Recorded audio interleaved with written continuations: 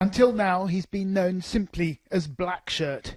But the BBC can reveal that investigators believe this man, shown here firing a Kalashnikov rifle inside the shopping centre, is Hassan Abdi Duhalo, a 23-year-old Norwegian citizen. Tonight, new pictures emerged of the moment the attackers struck the Westgate Mall. Initially, the Kenyan authorities said there were up to 15 attackers, but CCTV footage has consistently shown only 4 gunmen, of which Mr. Duhalo is believed to be one. Earlier this month, the Kenyan authorities released 4 names, aliases for the men seen here walking through a storeroom. But in Nairobi, investigators knew little more than the colour of their clothes. They dubbed them black shirt, white shirt, blue shirt and pink shirt. The sleepy town of Larvik seems about as remote as possibly imaginable from the ravages of Somalia's 2-decade-long conflict. Yet it is here, on Norway's southern coast, that Mr. Duhalo spent his formative years. It was in this block of flats, on the less picturesque outskirts of Larvik, that we understand that Hassan Duhalo lived as a teenager with his family, until a few years ago a neighbour told us he disappeared and moved to Africa. Morten Henriksen took a look at the CCTV footage from inside Westgate. Might be him, yes. This one? Yes. In the black jacket.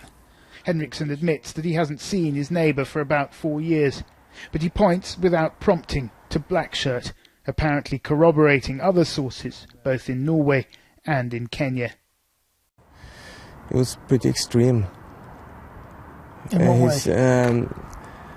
He's talking about Quran all the time, so he didn't like the way we lived here.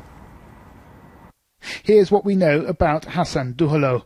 In 1999, he fled Mogadishu with his family. He returned to Somalia 10 years later, hoping to build a life for himself. Since then, a family member told us he kept in sporadic contact, calling infrequently and always from different Somali mobile numbers. His last call was made this summer. He was in trouble, he'd said, and wanted to come home. Between 20 and 30 Norwegian citizens, almost exclusively of Somali origin, are thought to have travelled to East Africa to join Al-Shabaab. Of particular concern is a group known as Generation 1.5, those who were born in Somalia but who came to Norway at a relatively young age. They need people that really are quite ignorant on Somalia, which is dangerous, because that will give a more internationalist agenda of these people, and it might also make them more dangerous when they return back to their home countries. Earlier this week, Larvik's Somalis came together to celebrate Eid. But this is a community under pressure. Police had, we understand, been keeping tabs on Hassan Duhalo for quite some time. We showed the CCTV footage to his relative, who didn't want to appear on camera. "I don't know what I feel or think," they said. "If it's him, he must have been brainwashed." Gabriel Gatehouse, BBC News, in Larvik, southern Norway.